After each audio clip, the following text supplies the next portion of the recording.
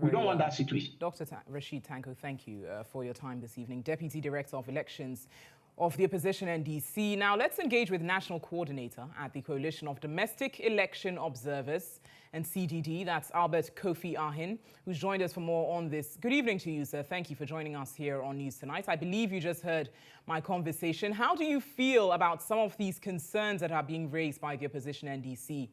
Do you feel like this would in any way undermine the sanctity of the polls come December? Yeah, thank you very much, and good evening to your listeners. Let me say that I'm very happy that the NDC man is saying that they have asked the EC, or the EC has asked them to meet them on Friday. Right. So some of these issues can either be explained or resolved. Let me also say that, in fact, the actual essence, the rationale behind the exhibition is to bring out problems, if any, with the register.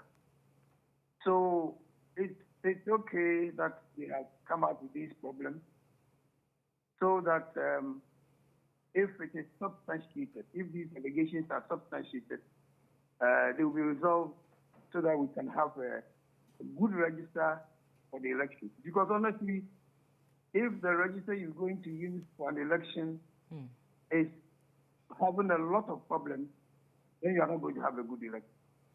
So I'm happy that they are bringing these mistakes out, if there are mistakes actually, so that it can be resolved.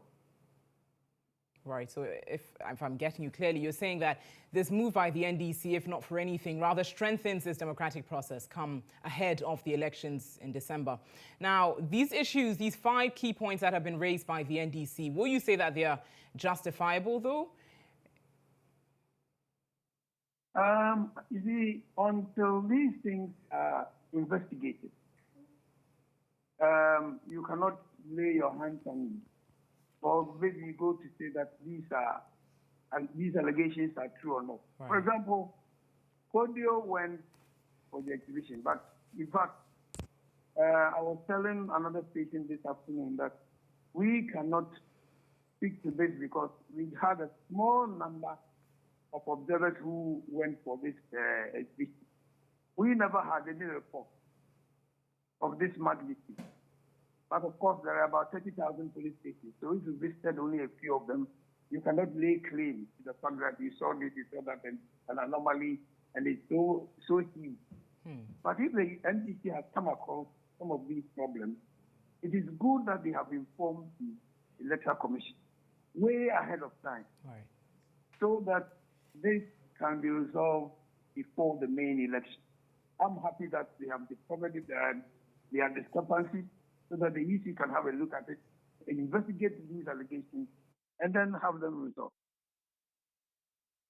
Thank you so much for your time this evening, joining us on that issue. Now, let's stay on this a while longer. We had the Electoral Commission put out a brief statement which reads that the 2024 voters register is robust, it is credible, ignore assertions that the voters register is not fit for the 2024 elections. So this is what the EC says, with a hashtag accompanying it saying, let the citizen know. Of course, this comes off the back of these concerns being raised by the NDC that the EC is bent on disturbing the democratic process with regards to the discrepancies observed in this voters register. But as you heard earlier there, the EC is set to meet with the NDC on Friday concerning these issues that have been raised, and will certainly stay on it and bring you more in subsequent bulletins. Let's stay on some election-related stories this evening. The governing MPP has vowed to retain the Ablekuma North and West constituencies in the upcoming elections in December. Supporters of the party showed their readiness for victory when flag-bearer Dr. Mahmoud Bawumia toured the area on Monday. Incumbent Member of Parliament for the Ablekuma West constituency, Sheila Bartels, who lost the primaries to Ekuya Afriye at a community engagement, told her supporters to campaign massively for the new parliamentary candidate. There's more in this report.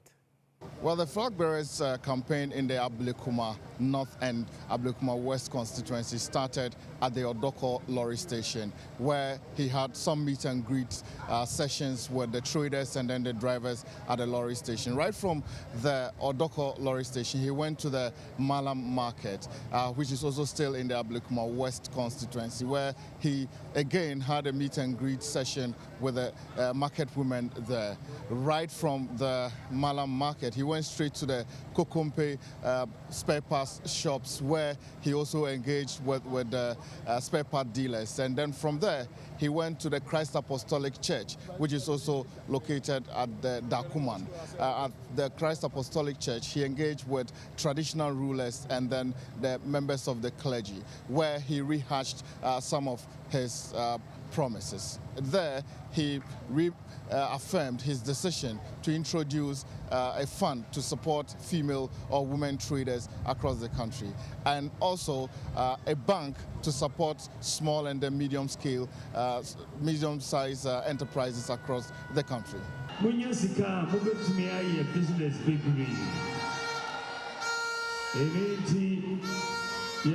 Two institutions, Baku Mandia Women's Trade Empowerment Fund, Sika Women's Trade Empowerment Fund. Sasikano, ma businesses on one of Mobeji Sasika. Yadi time which na when your capital no. Business. Present at the engagement at the Christ Apostolic Church, where the current MP, that's the incumbent MP for the Ablekuma North constituency, Sheila Battels, and then Madame Efriye, who is now the parliamentary candidate for the Ablekuma North constituency. The two of them pledged to work together to retain the seat, which has been that of the governing MPP for some time now. Honorable Epiafri Swetchi. So this is not His Excellency Dr. Unkun Jeff Kumbaniba Zaku Samo, brand new tier robber president.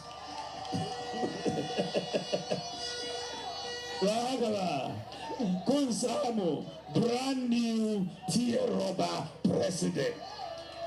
After engaging the Zongo community, he went to the Sempe Manchester Palace, where he engaged with the traditional rulers and members of the clergy, and rounded off at the Dansman School Park, the last stop school park, where he had what we call the Community Connect, where he engaged the people on what is contained in his manifesto. For GHOne News, Musa Lansa reporting. Well, meanwhile, a senior campaign aide to MPP flag bearer Anthony Carbo has defended his boss's inability to implement his proposed policies now, despite the fact that he is the sitting vice president. Speaking to journalists on the sidelines of Dr. Mahamudu Bawumia's tour of the Ablekuma North and West constituencies on Monday, Carbo said his boss cannot do that now because he's not the president. Convenient truth is the fact that the man doesn't have the authority. I don't know why it's so difficult for you to appreciate the fact that you are going to present this interview.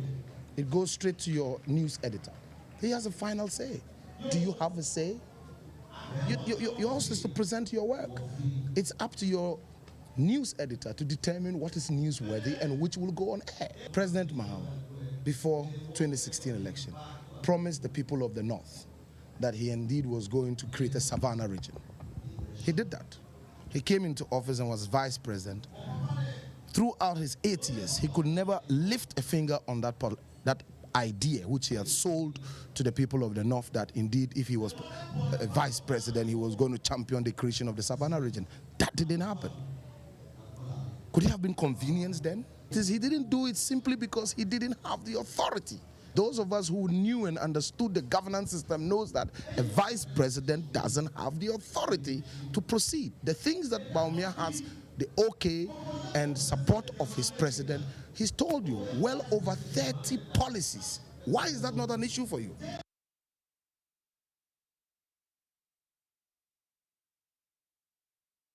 Now, earlier today, we had the MPP flag bearer, Dr. Bawumia, visiting Prayaso and Abetifi, and the NDC flag bearer, GHOne Dramani Mahama, is also touring Accra. My colleague, Abdul-Hanan Adam, has more and joins us now.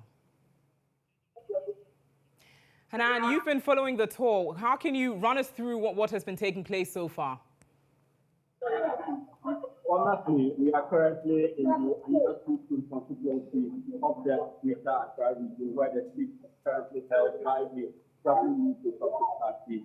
And earlier, we were in the Amman constituency, where the flag bearer of the National Democratic Congress, GHOne Dramani Mahama, addressed the driver of people of the area, where we looked to their concerns and promised that, or made some pledges that the next NDC government will look into the issues and address them when they are in office in the December 7th election. On top of the issues with unemployment, it includes lack of basic infrastructure, which includes poor road network, inadequate transport blocks in the area, and the shutdown of the Accra Inter-One line, which is affecting productivity in that area. The rail line has been shut for over 5 years now, which is from between 3 to 5 years. And the people of the area say that a number of youth who were working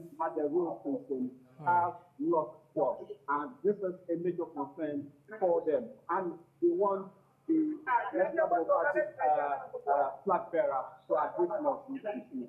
The other issue has to do with a modern market center where people will trade amongst themselves, because if you look at this country, a lot of businesses are actually happening, but the lack of a central center which is very modern to accommodate all the projects in the area is a major priority, and he says that the NDC will look into that. He also says that the women's bank, which would be established under the next NDC government, will support businesses, which is mainly for women. So women who are in that area doing businesses would benefit from this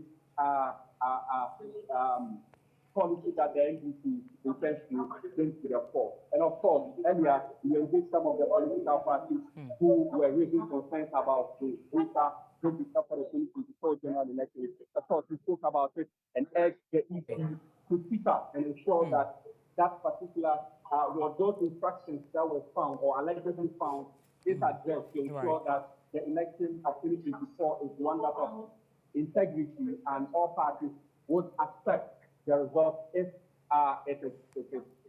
Very well. Abdul-Hanan Adam, thank you so much for the update there. That's our reporter who has been with the team as the NDC flag bearer, GHOne Dramani Mahama, is touring the Greater Accra region. Certainly more on that subsequently. Now, in some more political news, the Odo-Diodo constituency is expected to have a heated contest, as always, with the exit of incumbent MP Nii Lante van der Poy as the governing MPP and the opposition NDC are presenting new candidates for the December parliamentary elections. Ahead of our Voters Connect engagement in the Odo-Diodo constituency on Thursday, August 29, 2024, my colleague Obed King Gaglo was in the area to gauge the pulse of the constituents. The Odo-Diodo constituency has been a political battleground known for its electoral high stakes in the Fourth Republic.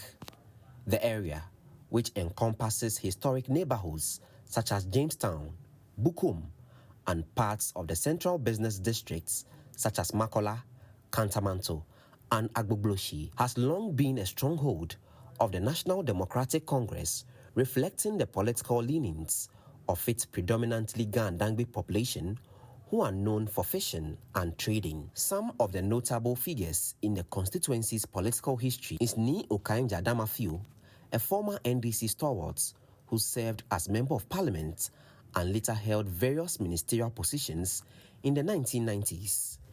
In the 2000s, Jonathan Nii Takekome won the seat for the NDC in 2004 and 2008 respectively. Elections in the constituency are hard-fought, reflecting the intense political rivalry often marked by tension, passionate campaigning, and high voter turnouts. Since 2012, Edwin Nii Lante van der Poy, a former sports journalist turned politician, has represented the NDC in the parliamentary elections in the Odododo constituency. At the peak of the 2020 elections, President Nana Dankwa Akufo-Addo mistakenly endorsed Nilante Vanderpoy instead of MPP's parliamentary candidate, Nilante Bannerman.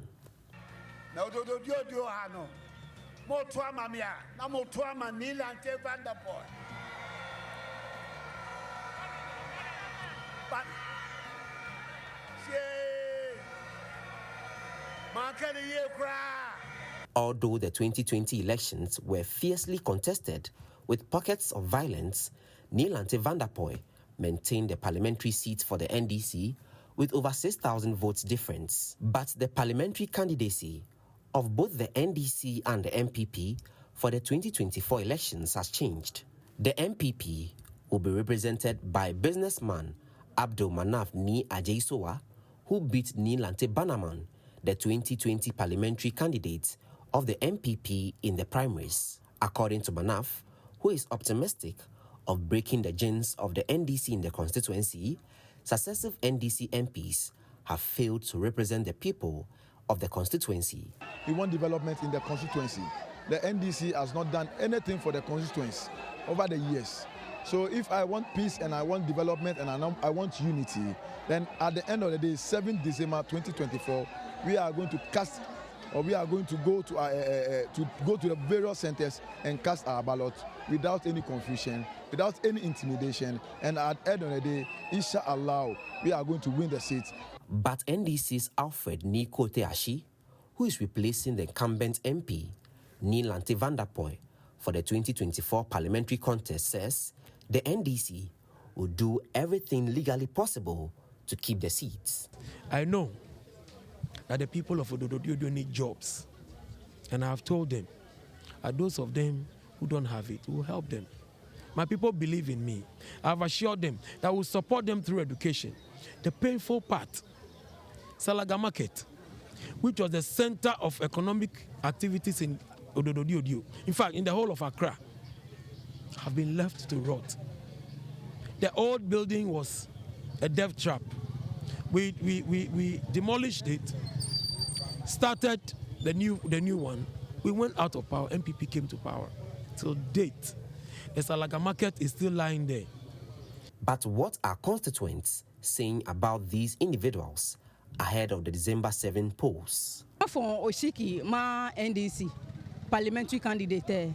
Ejakeshi bemini 2016 na chakemi no mi NDC nintano shi na chakemi na me ba ame awo na wonye ehwechi ye Odododio keto wo ya no impapa wolanyoni she balage sha gbene keto wo ya no eyin ehwechi ejakeshi amba fe ni bi ko me keto wo ya no na ame chake wo ya mi akeshi ame nga insho.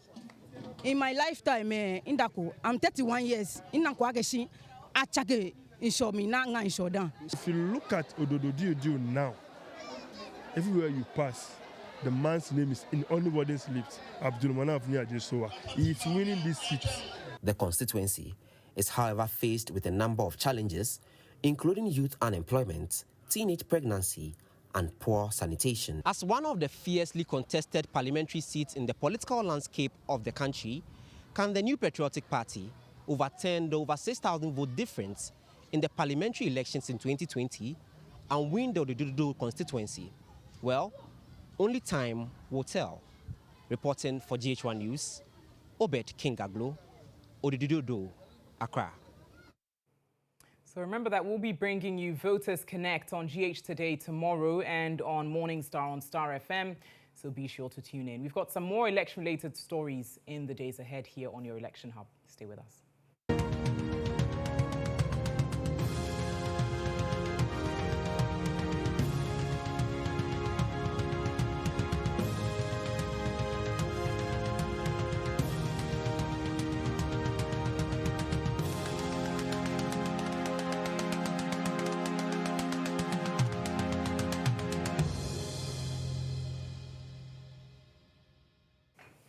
In some more news here on News Tonight, the temperature at the sitting of the Government Assurance Committee went through the roof on Wednesday when Minister for Works and Housing, GHOne Nkrumah, took his seat.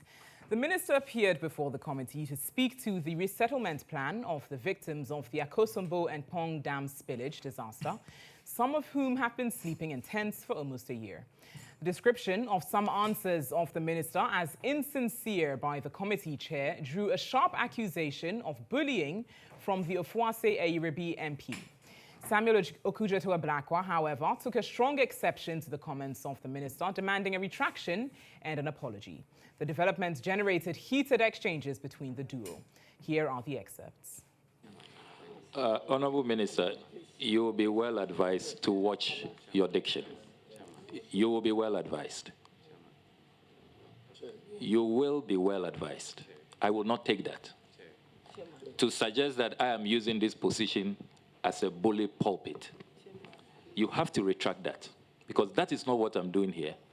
So, I Chairman, am well within my standing orders. You have to retract that. Chairman, you must retract and apologize for that statement. But it is okay. I will not take that. It is okay for the chairman of the committee and the committee to accuse the minister of being insincere, of deflecting without more, and I do not have the right to answer or to say that I share a different view. So you think that it is okay that for a whole year, fellow citizens are living in a tent? We can have a conversation. You think that it is Chairman. fine? Chairman, You think that is the best as conversation leaders? We are all leaders. That's a conversation we can have. You think that is the best we can do for our people? No, Chairman, that's not it.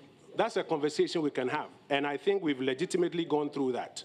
But if you choose to accuse me of insincerity, of introducing red herrings, of deflecting, that is not about the people. That is you accusing me. Of course, because we are but not... if you are accusing me, I must have a right to respond. You are introducing matters that are not before us, matters that you have your facts totally wrong. Which matters are these? The movement of the soldiers, you have... That was not before us. You introduced that. I have fact. No, are we discussing soldiers here? You introduced Are we discussing soldiers here? You introduced insincerity. Please, media, take off your cameras, please. No. Chair, take off. Chair, with the greatest. No, we're fine. We're good. No, this is a live coverage. Don't. We're okay. No. Very heated exchanges there. You're watching News Tonight. We've got more news shortly. Do stay. You're welcome back to News Tonight here on GHOne TV. In some top stories this evening, several critical surgeries scheduled for Wednesday, August 28th at the Kolebu Teaching Hospital have been called off due to dysfunctional elevators at the surgery department. Dysfunctional lifts left many patients stranded and other floors for over an hour. GHOne News sources have gathered that the generator is also not working, leaving doctors disturbed. My colleague Benjamin Saki was at the facility earlier, and he joins me in studio now for more on this developing and rather concerning story. Benjamin, it's good to have you in studio. Now, first of all, run us through what exactly you found out at the facility. The lifts aren't working. You say the generators weren't working either. Yeah. What more did you find? Well, it was a topsy-turvy experience for patients who visited the surgical department of the Kolebu Teaching Hospital. Some patients had the appointment for the past 2 months, and today was the day where they will be, operated on. Right. But unfortunately, I think this morning, I spoke to some patients, and they told me that they came on Friday, and the lift wasn't working till now. Since Friday. Right. Yeah, since Friday, it hasn't been working, and they don't know when it will be done. I also spoke to some also say that you have to pay some amount of money for people, for them to raise your auntie or your mom that is in there for the operation. And that is also an extra cost. You have to pay this money to some, as in members there. Individuals. Not the hospital as a whole. No, you have to pay this money to some individuals at the hospital for the patient to be lifted up the stairs, is it? Right. As opposed to the elevator since it's not working. Yeah. About how much do they have to pay? So I asked, they said 200 cedis. For them to be lifted up the stairs? To be lifted. Wow. So there's an extra cost in there. I don't know what management is doing. As of now, they've released a statement, but as to when the elevators will be fixed, we don't know. But in the meantime, they are saying that if you are in for a serious surgery, they'll move you to a unit where that will be better than using the surgical department of the Kolebu Teaching Hospital. Very, very concerning issue, in fact. And you say that you tried to engage management. Was there any positive feedback at all, even behind camera? No, they just told me they are not willing to talk, right. But they've released a statement and that we should use that. But the statement, they are basically saying that patients should move to the other units, right. Ward A, Ward G, Ward N, for their parents or whoever right. who has been sent there for treatment. Basically, that's what they are saying. That's all that but the as to statement when says. The elevators will be fixed, you and I don't know. Right. Now, very briefly, what was from your engagements with any patients, were some cases so dire that if these surgeries don't take place, it's likely to cause a loss of life? Did you engage with any patients who said Yeah, so? I engaged a man who says his father is in there with hernia. And you know, I don't know how it is, I'm not a doctor, right, but you know how severe this is. Absolutely. Some are also having some fractures with their arms and what have you. So I'm just praying that management will speed up Certainly. Whatever they are doing, Certainly. so everything will be fixed for them. It's critical. Thank you so much, Benjamin, for the updates there. Benjamin Saki, my colleague here at GHOne TV, are joining us with those updates. We'll certainly bring you more on that in subsequent bulletins. You're watching News Tonight. We've got business news next. You're welcome back to News Tonight here on GHOne TV. In business news this evening, flag bearer of the opposition National Democratic Congress, NDC, GHOne Dramani Mahama, has pledged to establish a new industrial hub within the Amasaman Suhum enclave to drive economic growth and create job opportunities for the local community. According to him, the area has vast land space that's suitable for the establishment of factories, which would be incorporated under the 24-hour economy policy. Speaking during a community engagement at Ajen Kotoku in the Amasaman constituency as part of his Greater Accra Regional campaign tour, the former president emphasized that the proposed industrial hub would focus on boosting manufacturing and attracting investments that will contribute to economic development.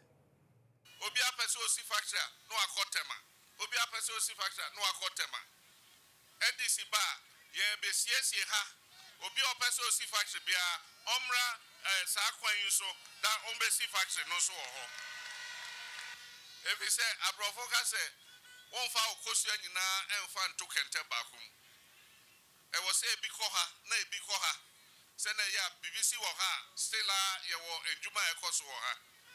It's your bed designating a ha, a free Amasa mine, air call Suhum, a Bayer industrial zone. Obi Open Factory Bia, Opezo Sea Factory Bia, Ombesi Waha. No, Mina, Ombesi Sa Factory now, you better more register as 24-hour. Economy policy. Ombe register. Enti omo register etua omutria ma ban ye bete so se na be ya ombe timi edi sika no aye factory ne kese no mafa emabunu no so ada account. Ye be see a police station wo ha ni afa ebabunu ni bia ye police wo na e kire se armed robbers bia mbe ha obia e wo industrial zone no.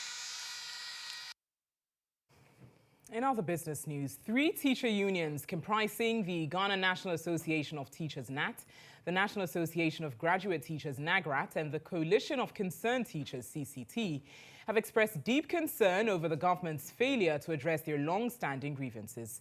The unions have warned that the government's inaction is causing significant unrest among teachers, which could disrupt industrial peace. In an interview with GHOne News, General Secretary of NATS, Thomas Musa, highlighted several unfulfilled promises from the collective agreement signed on 24th May 2024, including the initiation of negotiations on the deprived area allowance by the Minister for Education within 1 month of signing the agreement. The money that you have taken from our salary regarding our tier 2, for 12 good months, you have not given it to our scheme. Why? What kind of injustice is that? What kind of injustice? Sometimes you think about it, you cannot imagine.